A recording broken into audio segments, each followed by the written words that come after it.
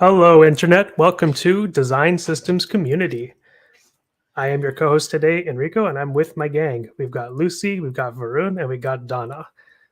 Let's all get started. How is your day today? Mine's pretty okay. Cozy. All Hi, righty. everyone. So allow me to begin.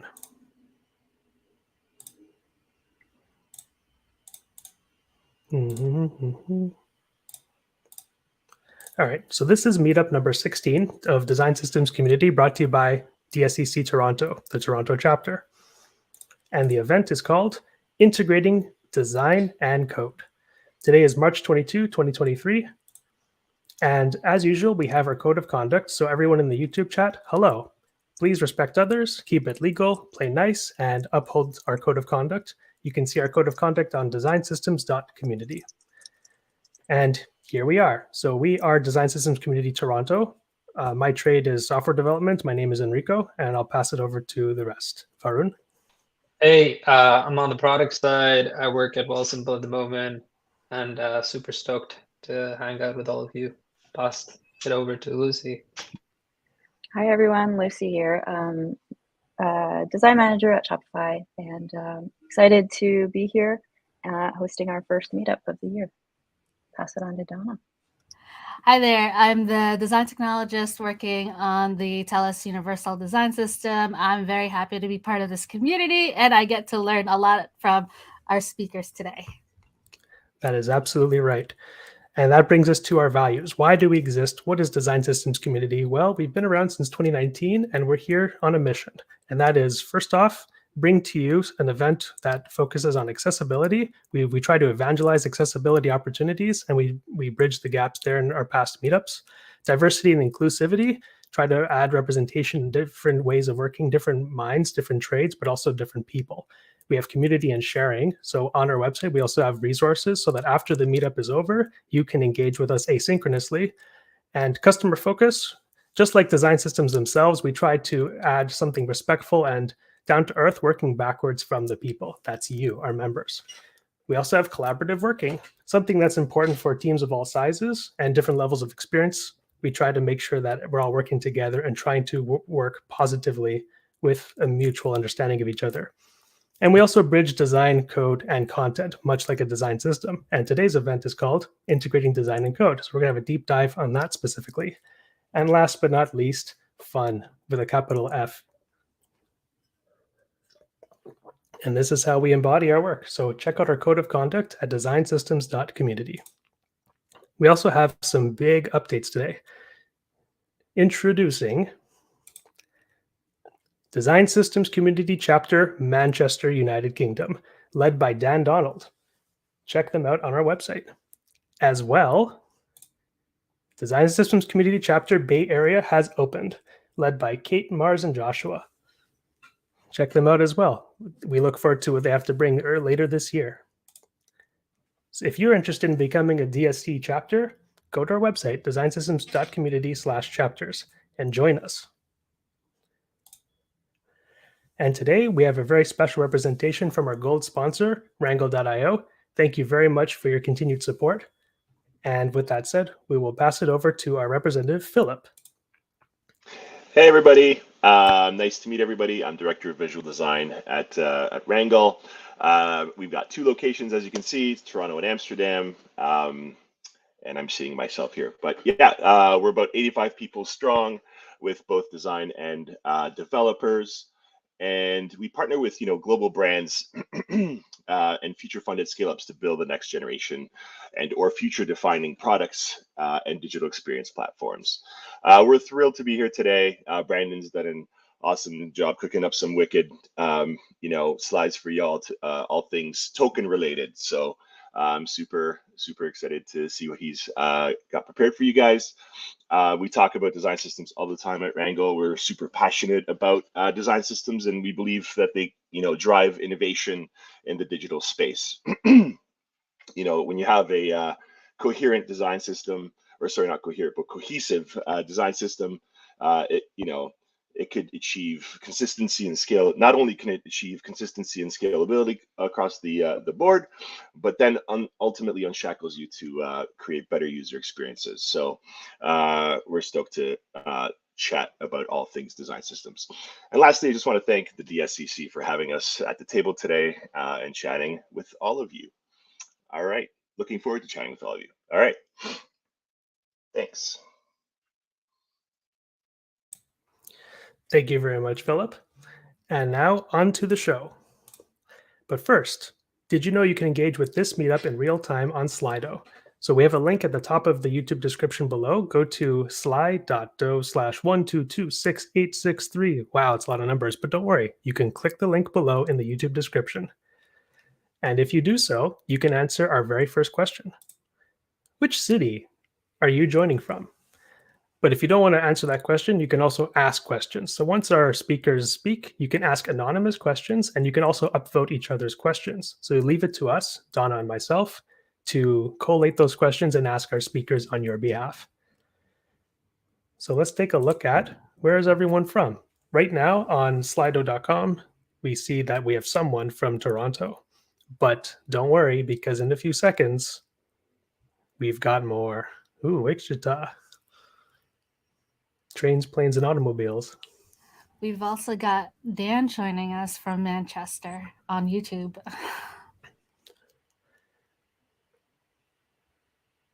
Yes, thank you. Look at all these cities. DSCC Toronto is bringing everyone together. Oh yeah, Amsterdam. Come on in. And let's see if we can get one or two more cities. San Diego. I wonder what KS could be. And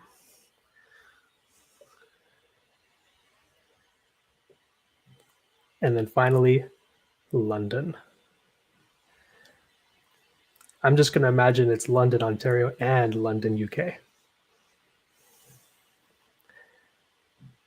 Very cool. Thank you for joining. Feel free to add some more cities as the meetup pursues. So here's the agenda. We just went over our housekeeping, and now we're going to bring on stage Brandon from Rangle. And his talk is why you should use tokens and Token Studio. Following them is Mateo and Courtney Morris, who will discuss code is for designers too. Courtney is a surprise guest joining Mateo today, so happy to have them both on board. And with that said, let's introduce Brandon.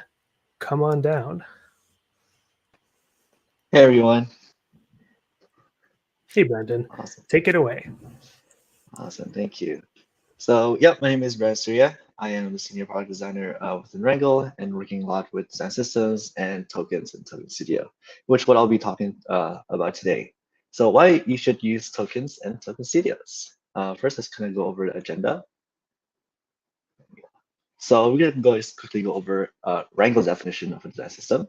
I'm going to cover design tokens, how do tokens help us, and why a three-tier token architecture, and then putting it into practice, and I'll be showing a quick demo in the end. Cool. So Wrangle's definition of a design system. The system is a systematic and modular approach to product design and development, complete with guidelines, principles, and philosophies. So here at Rangle, we kind of break this into two parts, which is the systems and the operations. The systems consist of like design kits, component libraries, and documentation side. And the operations includes the automated workflow, team collaborations, and adoptions.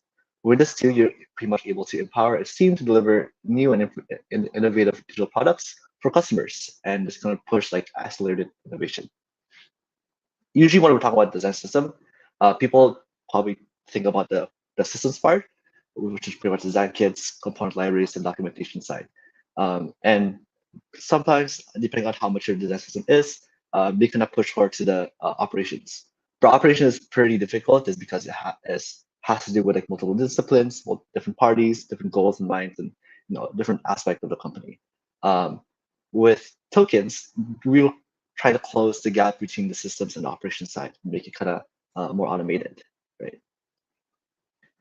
So when we're talking about the system, it's hard to not talk about atomic design methodology, because a lot of common design system is based around the atomic design. So what atomic design is a way to break down interfaces into fundamental building blocks and work out from there. So design tokens. How does design tokens relate to design systems, right?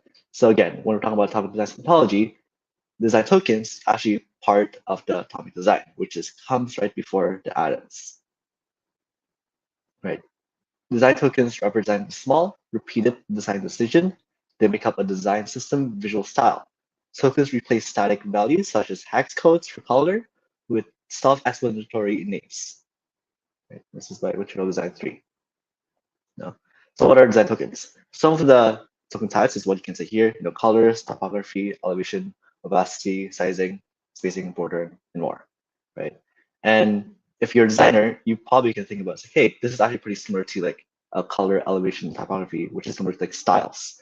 For if you're a Figma user, you're able to kind of create these styles in your local styles library, right? So for designers, it's similar to how we save specific values into styles within Figma, Sketch, and Adobe XDs, such as color, topography, and effects. And for developers, is how we save specific static values into specific variables representing the values. Both situations, we create and nickname an object that holds a value where we can reuse throughout our design decisions. Now, how do tokens help us? Right? So it's a unique source of truth for your branding of your products. Right? It's design consistency across any product's UI, better translation for design to development, allowing change with less implication on development, easier management of themes and white labeling features, and less costs when scaling the product. So to make all of this happen and really take the full benefit of tokens, within Rangle, we use a 3-tiered token architecture, and this really enables all this to happen, right? So a 3-tiered architecture consists of core option tokens level, semantic tokens level, and a component token level. You can see it at the right-hand side here. I hope you can see my cursor, right? Each of this level kind of references each other. So the component tokens level is referring to the semantic. The semantic is referring to the core and option tokens level, and the core option token level is connecting to the values, right? So decision made at the top waterfalls down to either the tokens level, and this happens because token level refers to the higher token level in sequence. Okay. Now, when we're talking about like building an actual component, for example, like a button, right? The button itself will be referencing the component token level, and everything else will kind of link automatically. Now, why a 3-tiered token architecture? Well, let's kind of go through a scenario. This kind of happened to us, and we're gonna show why we choose to go this approach. So in a situation when there's a designer, that's me, right? And then there's a developer, let's say it's Mark, right? So Mark comes out to me and say, hey, Brendan, do you know the hex value for our brand color? And he goes like, hey, Mark, aren't you supposed to know that? It's like, just kidding, please don't fire me. But actually don't remember, but you can use our Facebook brand color token, right? And this Facebook brand color token is referencing to the value itself. And he's like, cool, thanks, you're the best. Like, I know, right? So Mark takes this token and uses it for the different components it's building. So like the logo, the button, checkbox, radio button, icon, like many more, right? And this is awesome, right? Because he's super happy that he's able to use one token, don't have to remember the hex code, and he's able to build whatever he needs to. But then, he comes back and he's like, hey, Brandon, we had to stay meta and change the colors of our radio button and checkbox. Can we change our tokens? And I'm just like, hey, Mark, it's not that simple. Since we're only using one token for multiple components, it will affect our components that's using that token, right? Because since everything is linked to that one token, right? And he's pretty sad about it. It's like, don't be sad, Mark. Let's try to implement a semantic tokens for our components, right? This way, we're able to compartmentalize our design decisions and make it modular, right? As you can see here, all the specific action default is blue, inputs are green, and icons are gray. So this way, you're able to have more control. And he's super happy about that. It's like, yes, it's great, right? But then something else happens, right? So now I finally come to Mark and like, hey, Mark, sorry, we had to change a lot of our semantic token naming conventions, right? But if we do that, we would have to refactor all of the tokens we use for our components we have built, right? It's just a lot of effort. And just like, I know, I'm sorry, right? But how about we implement component tokens? So we are able to future-proof ourselves and prevent any major refactoring in the future, right? Like, I'm listening. With component tokens, we are able to change the names of our tokens, change where tokens are referring to, and add or remove tokens in the future freely. How does that sound? He's super excited. It's like, ship it, let's do it, right? And here's kind of the example of how it actually works, right? So we have our values, core tokens, semantic tokens, and component tokens. Within the component token itself, the naming convention and everything around it is static, right? It being static, we're able to actually change where everything else reference to. For example, if you want to change brand 500 to 800, we're able to do that freely, and it doesn't give any error in terms of development, right? And even if you want to change the semantic token name to color actions name to color actions primary, it's still fine. And same thing if you want to change the reference again, change the name to something else, or even changing the values. And this is really helpful when we're trying to do different theming or brands, like multi-brand token or design system, right? Since the component token is always static and it's always calling that static name, there's going to be no errors. Right? Now, let's recap the 3 tiers. Right? So the top level, which is the core option tokens, this tier stores the base values, and with this, built the basis of the design system. This tier is mainly responsible for the look of the final product by defining all the values that can be used. Right? So pretty much all of the values that can color, sizing, spacing, border radius, border width, everything is going to be generalized at the core level. Right? They are context agnostic. Right? They are inherited by semantic token level. The purpose is to hold platform-specific styling values, and they allow teams to speak the same language. They prevent value duplications and deviations. Right? Now, the next one is semantic tokens. Right? Tokens in this tier reference core tokens. Their names describe the intended use of the token, which is very important. And tokens in this tier are used the most throughout the application. They represent the choices the design system team made in regards to when to use which token. Right? They provide designers guides to where and how to use styles, enable easy changes to the visual styles. They allow us to style components for different brands or themes and help designers to keep their design consistent. Right? So a lot of the intended usage of the tokens or our design decisions is really based on the semantic tokens naming. Right? Now, finally, is the component tokens, which is the where we inject this token to the component element itself. So tokens in this tier refer to semantic tokens and tie them to the specific component value.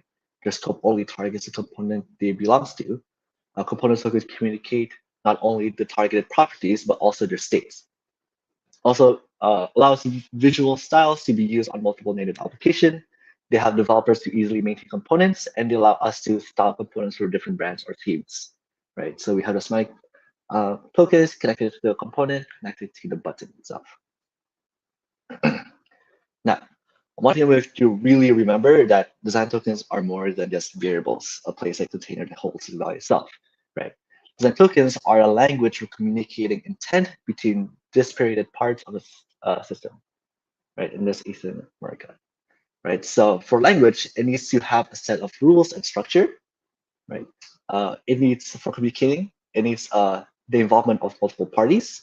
And for intent, it needs to share the same understanding between parties. So when we're creating these tokens, it'll be great to have not only designers that's involved, but also developers, and make sure that you have your taxonomy within the company aligned to each other, so you understand, right? Because every company has different language within it. So let's put it into practice, right?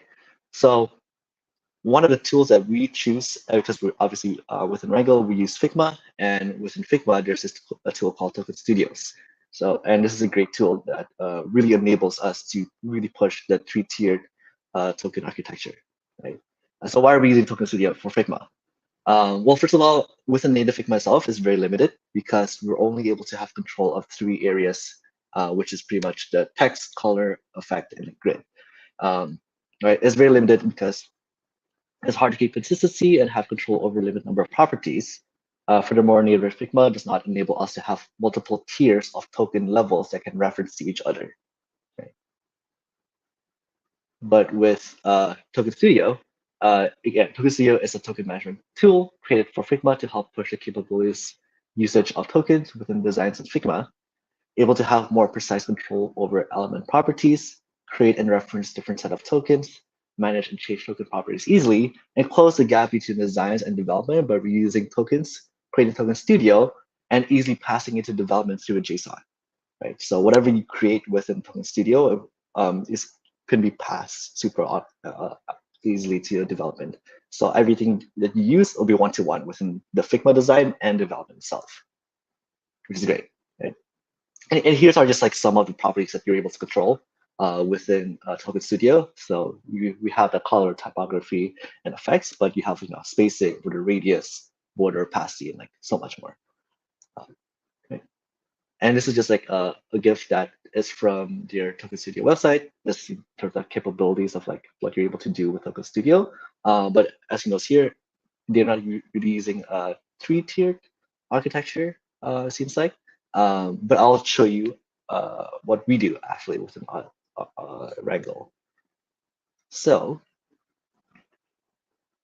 here's a little quick mockup that I created for this presentation. So I'm going to open up Token Studio. And here you're able to kind of see the 3 different architecture layers that we were talking about. So we have our components, brand and theme is our semantic, and we have our core. So core kind of holds all of our values, right? And these values are reused within our semantic, which is like brand 1, right? And then within our semantic, components is being referenced to the specific elements within the page as you see, right? And the cool thing about this is that you're able to kind of switch between different brands, different themes, like with a click of a button, right? So right now this is using brand 2, but I can switch to brand 1, and everything should respond. Okay, good. I was hoping that didn't crash, but yeah, it's going to work. And then you're able to actually click, even dark mode itself, and everything will switch automatically, right? And again, switching brand as well, right? So this is great because you're able to do so much more in like a very short little time, and you're able to reuse the components that you've created within Figma and in development for multiple themes, brands, and you can scale this as much as you want. Because once you've done it once, you're able to kind of reuse it multiple times. Awesome. Yep, and I think I'm time now. So that's pretty much it. That is my presentation. So thank you so much, everyone, for listening. And yeah, my name is Surya. Thank you. Thank you, Brandon. Thank you. That was so cool. It was fun. It was engaging, and everybody loves the role playing here. That's great. So thank you for sharing all of that. Like again, from the design side, from my perspective, that's something that I also want to implement, and I love to see it like actually be applied. So let's get started. It's a fun one for you. How many design tokens do you think you have in there? Oh, a lot. I think for that one, I would say maybe around 30, maybe. I don't know. I'm just getting top of my head. Oh man, I'm thinking hundreds, but okay, that's pretty manageable. Okay. So that's how you make the designer experience more efficient in Figma. I was wondering, how do you translate from that Token Studio or Figma to your development? Yeah, so as I mentioned before, a lot of our tokens, what we use is like we sync it into like a GitHub or a GitLab library. And then developers are actually able to pull one-to-one in terms of the tokens to their development. So they're able to reuse it a lot. So anything we do is going to be automatic. Anything that we do within Figma will be automatically uploaded to the GitHub or GitLab. There's many options actually.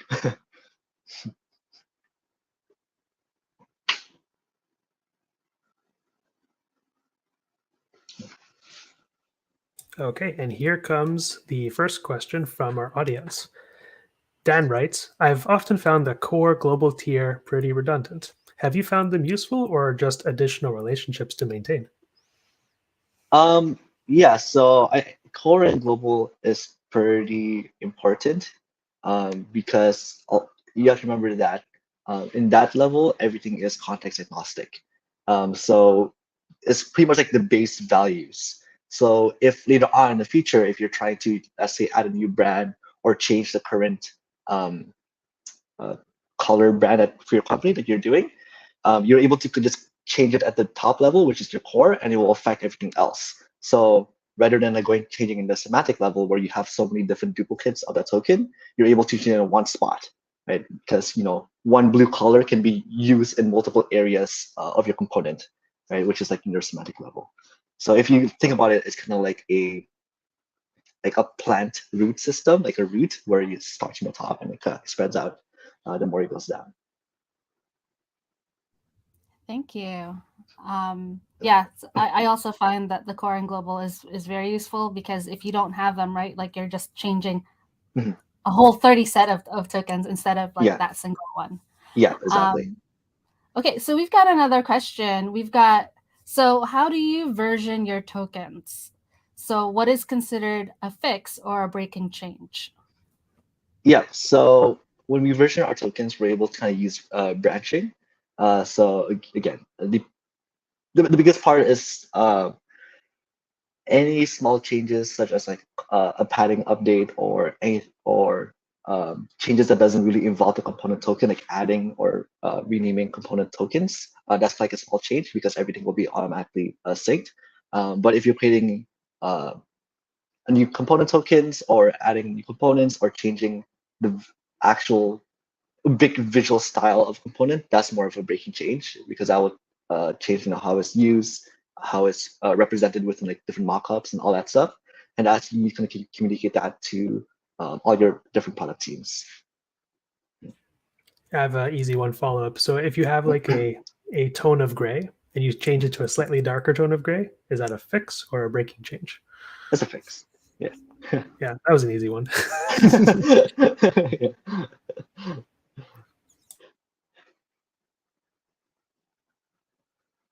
Okay, so I'll introduce the next question by Thomas.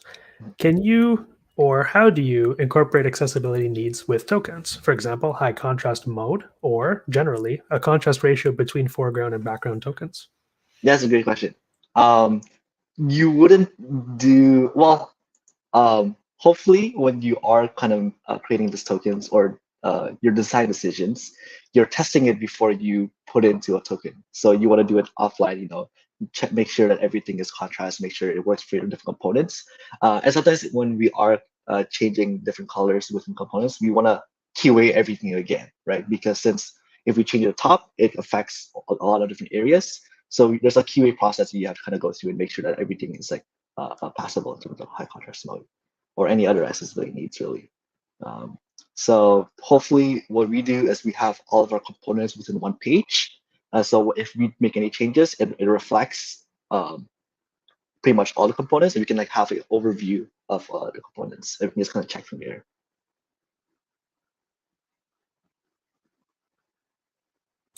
Okay, cool. Go ahead, Donna, for our final question, I think, given the time. Yeah, so we do have the final question, but I just wanted to say Nathan Curtis has joined our live stream and has opinions about changing gray colors. So we could follow up with that later.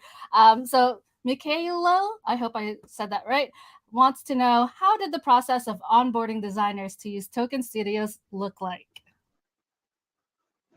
Difficult. I mean, we don't have, I would say, a great process yet for onboarding tokens because it's really dependent on how mature the designers are, or even like the development team, and their understanding of like the design system and like the atomic design methodology, right? Because you kind of have to have a good understanding of those first before you kind of implement tokens, and especially when you are onboarding designers or development with the tokens, they have have a common understanding of like a good naming convention, for example, and how each component relates to each other. which is probably like the hardest part.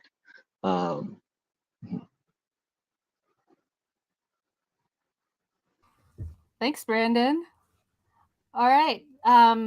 Again, if you are following us on Twitter or connect with us on socials, I'm sure, Brandon, if people have more questions, they can reach out to you. So are we okay to continue, or do we have more questions? I think that's all the time we have for now. As we bring Mateo on board, definitely we'll address that comment about grays, that very context-sensitive comment, because yes, I can see it that way as well for sure. Thank you again, Brandon, and we're gonna say hello to Mateo, and there you are. Hi, Mateo. Hey guys. So yeah, like Enrico said, my name is Mateo. I also have my wife Courtney here. She'll come on in a bit. But today I'm going to be talking to you about code and why code is for designers too. I'm speaking as not a fully professional designer. I've spent most of my career as a front-end developer, which is why I'm bringing Courtney on, who is the designer at the end, to kind of tie it all together. But basically, what I'm going to be advocating for today is that more code equals more empowered designers. And to start, I'm going to talk a little bit about my history with design and code. So I started in development and design about 10 years ago out of high school, freelancing. This is how a lot of developers start, which is basically taking a theme, a WordPress theme from Theme Forest, just looking for one that kind of fits what the client needs, and then applying that in WordPress and kind of working around in a bunch of admin and design panels and trying to make it work for them, and not really involving code in the process at all, which makes it really frustrating whenever you want to do things, because something that would take a second with CSS all of a sudden becomes an all-day and multiple-day ordeal trying to figure out how that particular theme does it. And from there, I moved on to the startup scene, essentially designing in code. So we didn't have a designer, so everything was basically from the stakeholder's mind directly into me building right in code. So kind of the opposite end of the spectrum. Biggest frustration there, just doing, that's kind of one of the hardest things, is just designing everything directly in code without having that intermediary. From there, I moved on to an agency called New City, where I was turning high fidelity designs into good enough fidelity websites. And the biggest frustration there was going back and forth with designers, where they're basically creating a GitHub issue for every single small thing, which is very necessary, but also just creates a lot of friction. I'll be talking about that in a bit. It's kind of the biggest pain point, I think, for designers and also for us as developers when trying to get designers' inputs into the code.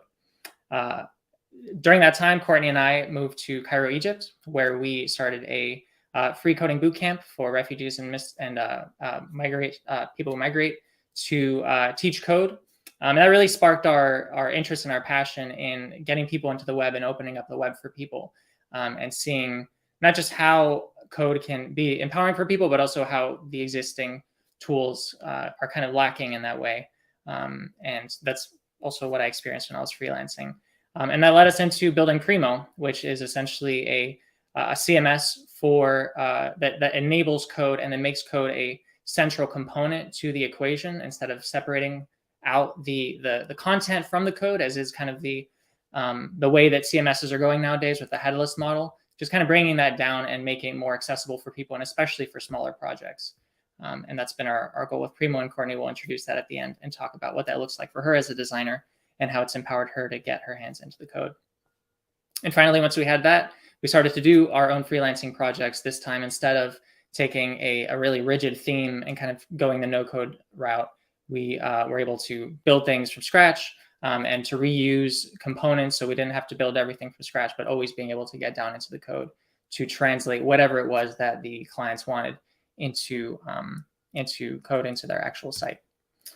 So what I'm going to be advocating for today is a world with more code, by which I really mean more CSS.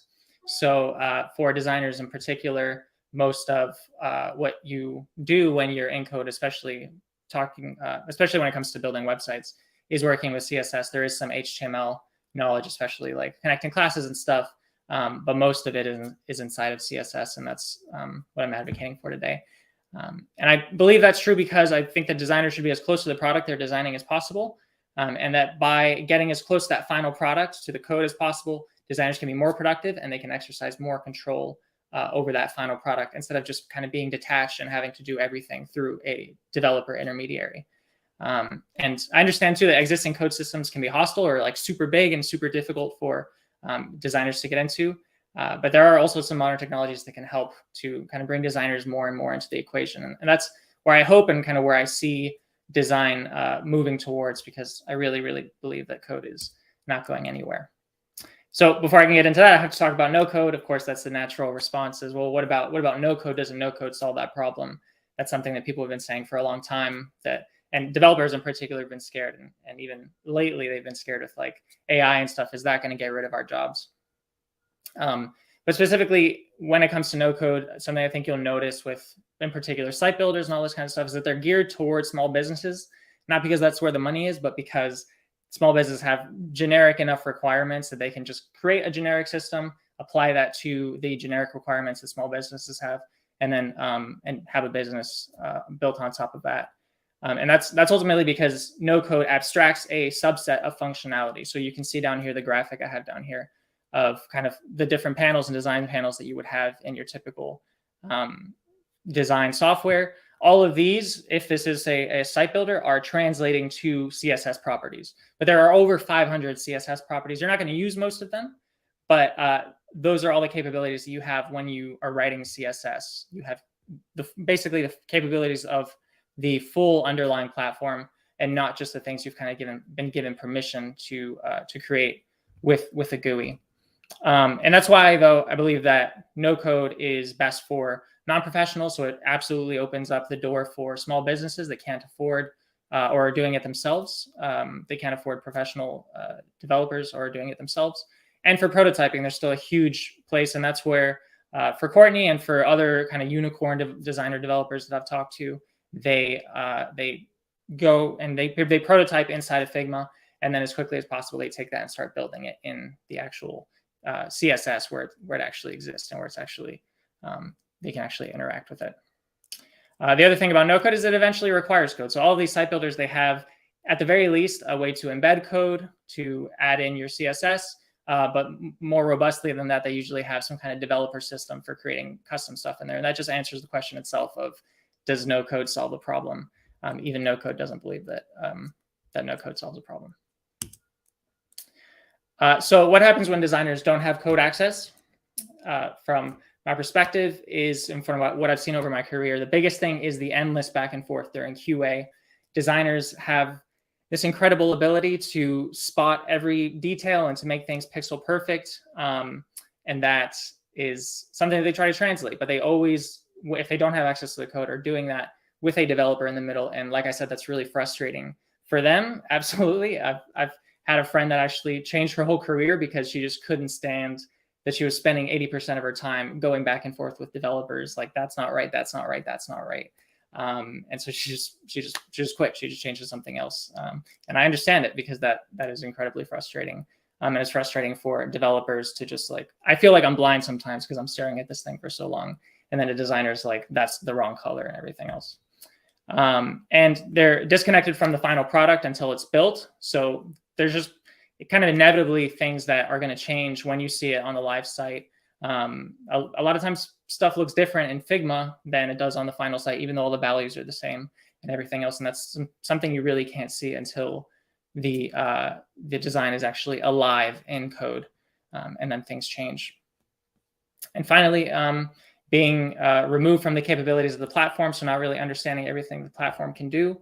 Ultimately, this is about what you're translating to. So a designer is really designing for the web, for a product that's going to be interacted with by other people. And so having to go through the developer just creates a lot of friction here, and means that they can't make cost-saving implementation details, and having to go through the developer for like which way is going to be better. And that's something you can't always do, right? And you kind of have to figure out beforehand. So what happens when designers do have code access? So applied learning of the underlying platform, not just learning from a book. So that's something that a lot of, endless articles will say designers should learn to code. But like developers, like anybody, learning to code just from taking a course isn't really learning to code. It's just kind of trying to remember things. The absolute best way to learn to code is to actually get into the code. And that's something that they can actually do. And by applying that knowledge that they're learning by getting their hands in, the ability to tweak in QA without having to go through a developer is just an incredible productivity advantage, and just makes everybody happier. The developer not at all feeling like he's getting stepped on or somebody's doing his job or her job, because now the designer gets to do all those things, all that QA, directly in the product, instead of having to create an issue for everything else. Developers really, our strength is not at all in in that last 10%. Our strength is in setting things up and functionality and everything else. And it gives designers direct control and insights into the product, accessibility and usability. So there's a lot of accessibility concerns that they're not really made aware of until the product actually exists in the real world. And so being able to actually be inside the code just puts them a lot more closer to that, and to the usability concerns. And then, of course, immediate iteration and trying things out, not having to go back and forth, try this, but being able to be in the CSS themselves and do all of that. Just a huge amount of productivity advantages, getting that designer straight into the product instead of having to go through these intermediaries. Recent tweet, what it's like for him in essentially taking the design files for prototyping and putting it in the code, and then kind of doing away with the design file. Just kind of a little bit more of a backup for that. Of course, everyone's situations are going to look different, and that's probably not going to be the case the bigger the project is. And for the developers in the audience, why developers should include designers in the code. I mentioned a little bit about not having to go do the back and forth QA, essentially saying, well, do it yourself. Here's the code, get in there and do all the things and do all the pixel perfect stuff yourself. And so more overlap, closer collaboration gives you a closer eye into the design process, which gives you more opportunities to learn design. That's really the best way that I learned design, was working with designers, seeing what they're doing, getting inside of their thought process. And that's just able to happen more when design and code are collaborating more and more.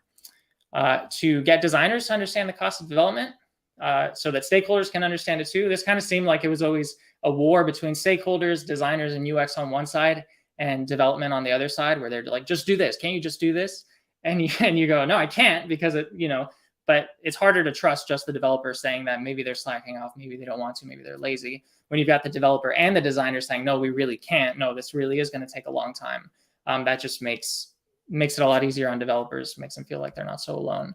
And we get to spend less time on the nitty-gritty details, more time for everything else, and kind of opening up the door to designers to include them in code. I think it goes along the same pathways of including junior developers. And so if your code base is in a place where you can't include junior developers, I think for most people that is a really bad sign. And for the organization, it's a bad sign, because it means you're going to be stuck with these engineers who you're not going to be able to onboard new developers onto the project.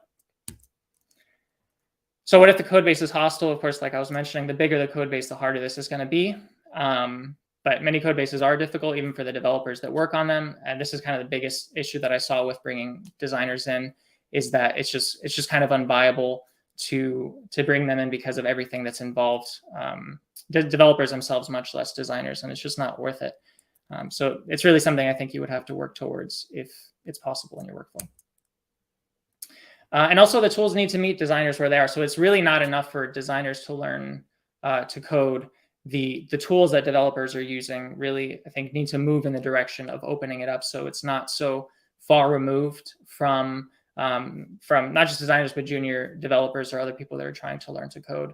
And so it's been really exciting seeing in the last few years things coming out that can kind of enable that, like CSS frameworks, Tailwind, and Chakra UI, that kind of move around the issues of kind of legacy code bases that have like style leaking and that kind of stuff.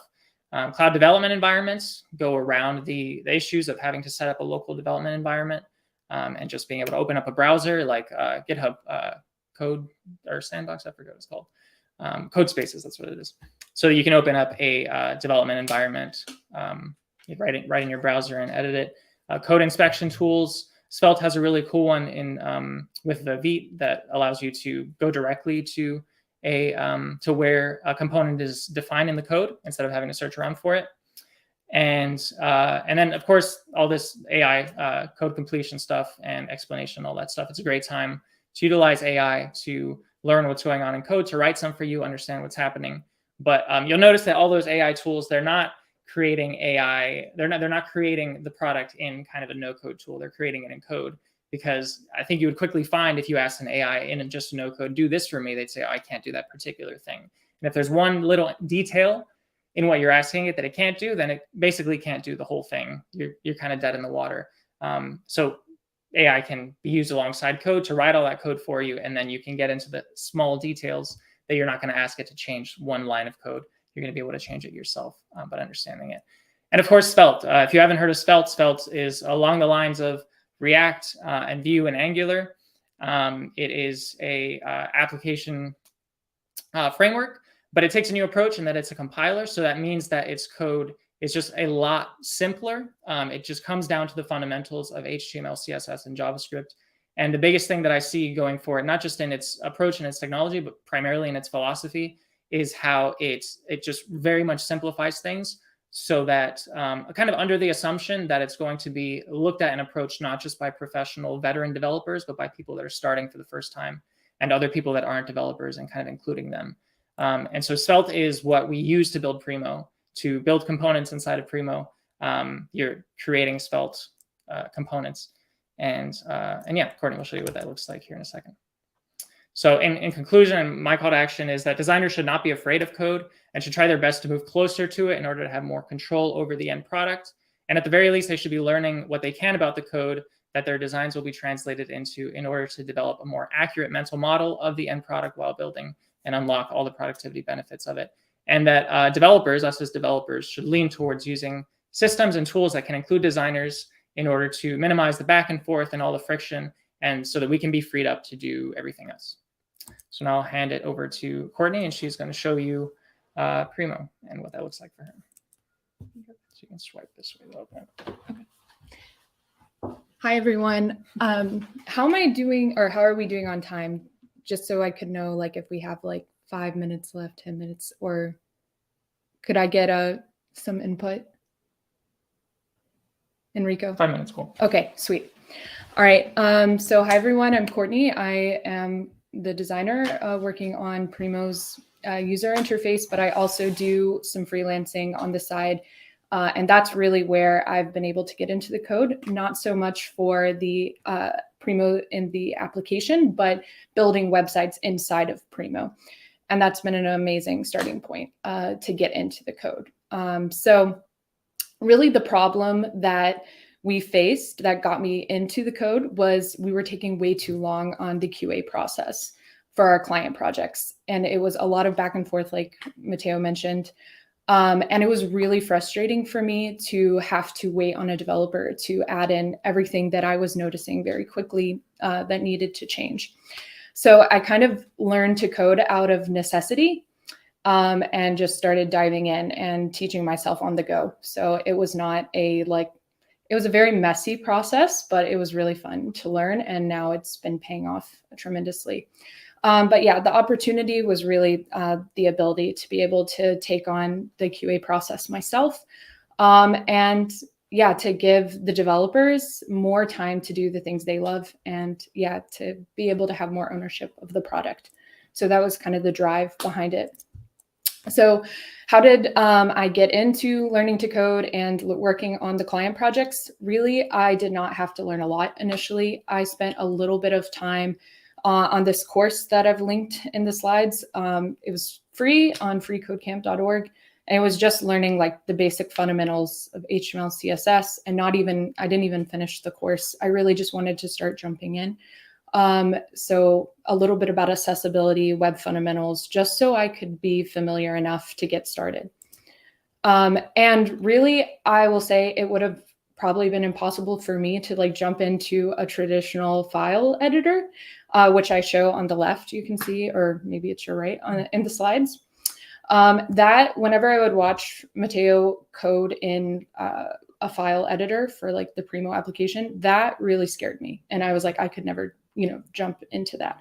But when I saw how websites were being built in Primo and how, like on the right, I show the Primo editor, I was like, okay, that looks approachable. I can do this. And that really was the case. Like after I took a few weeks to learn basic HTML and CSS, I was really able to jump right in. And instead of just kind of walking, telling you about it, I am going to just quickly demo to you what that's like, or that process is like in Primo.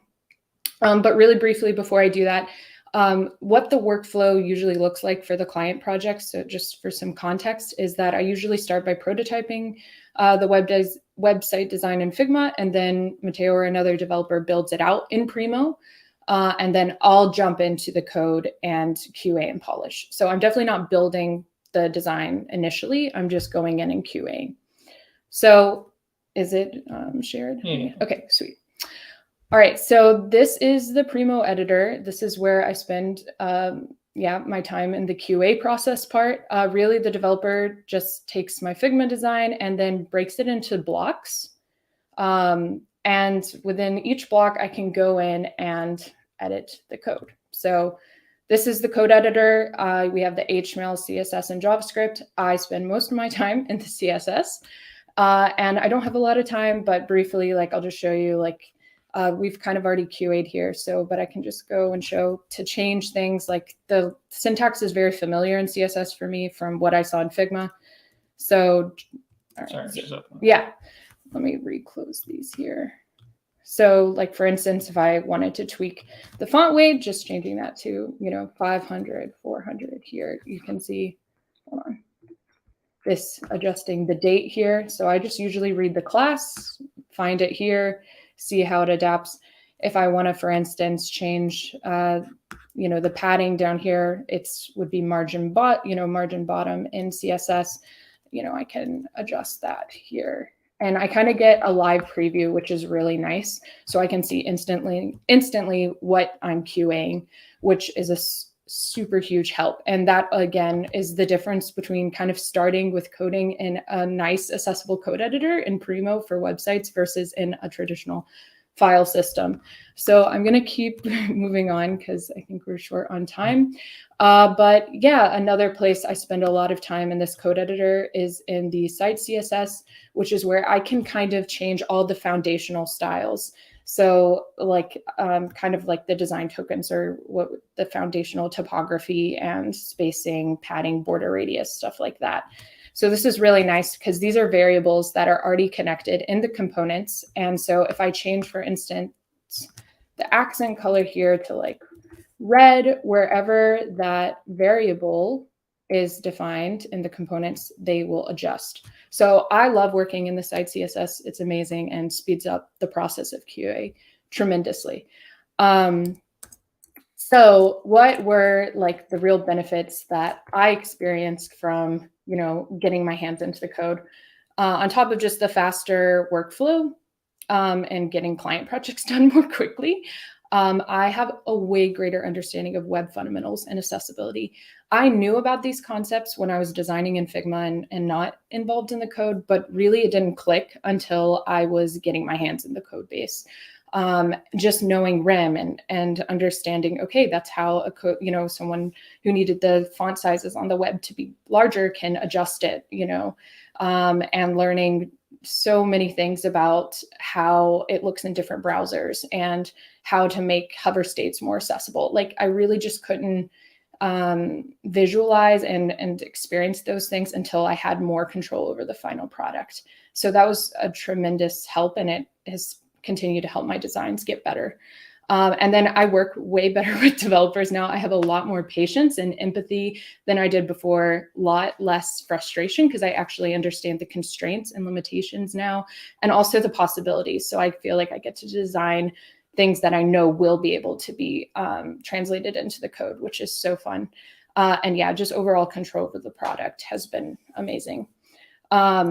So now I think because I was able to start small scale with websites, it's really given me a chance to build my confidence and familiarity with code to where now I feel a lot more comfortable moving into a file system code base, which I'm getting ready to start editing the actual application's UI within a file system.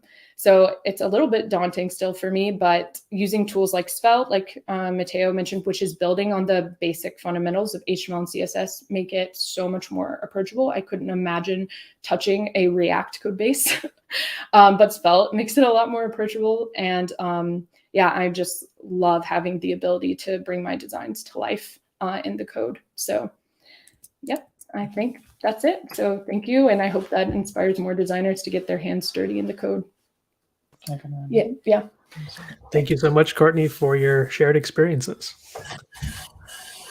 Don and I are here to ask some questions for our dynamic duo. The first one is, do you find that the Figma which generates CSS for you, is that generally useful to start out your designs? Absolutely. Like I cannot imagine, like that's where the brainstorming, figuring out the colors, the typography, like the basic foundations of any project, like I have to start there. Like I would never want to start in code with that because Figma's a lot more experimental for me and helps to kind of finesse and finalize before I move into the code. And then as far as the generated CSS, I usually find myself copying some values. Like I ignore completely the position. Like it's usually position absolute top 446 pixels and, left, whatever. Like that's just Figma making its CSS. But as far as the actual like color values, background color values, that stuff is really helpful to copy out of there and paste into the code. Yeah. Oh, that's good.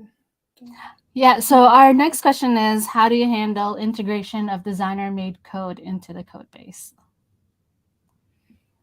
I think you showed a little bit of like, the developer helps kind of provide the first base first. And so I guess maybe if you could just expand a little bit on that.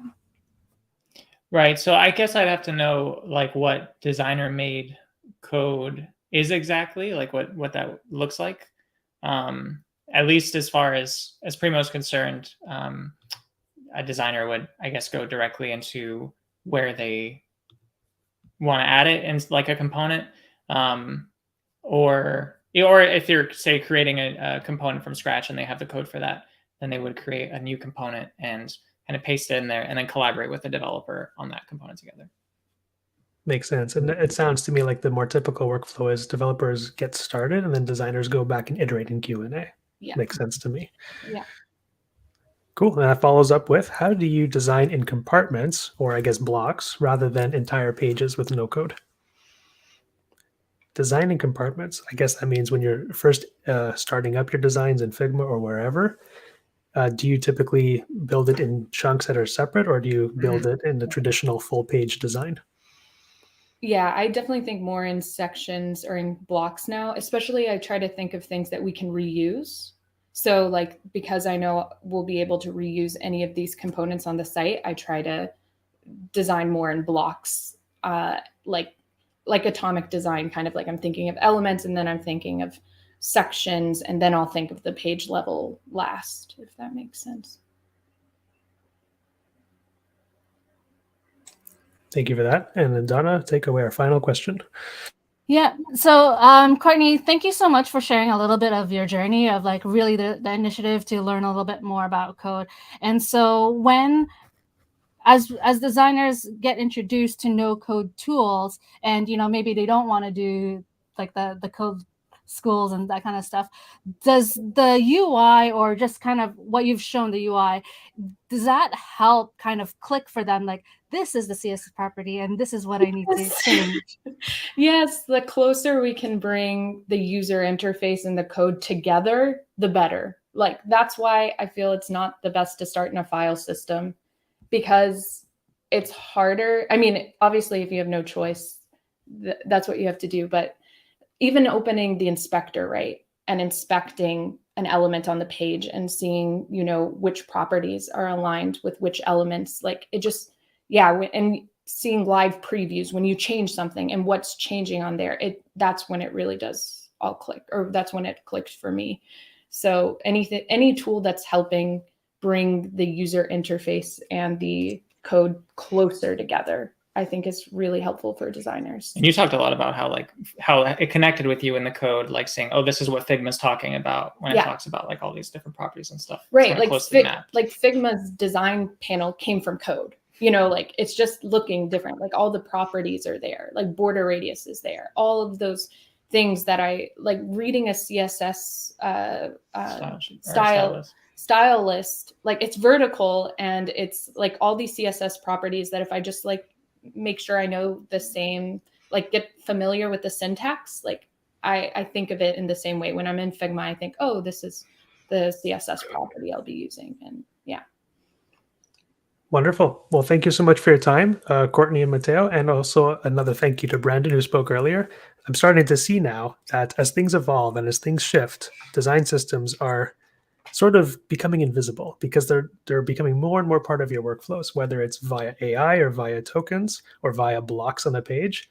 It seems like we're talking less explicitly about design systems and more like the productivity and getting things done. So thank you so much for showing us integrating design and code. And with that said, it's time to wrap up today's meeting. Thank you to our attendees who stayed for the hour. And if you have any questions, we have our social channels shared on the meetup, and we'll also take this recording and put it on our website. Check out designsystems.community/resources within the next few days, and we'll have these up for you. And with that said, have a lovely day. Thank you. Bye-bye.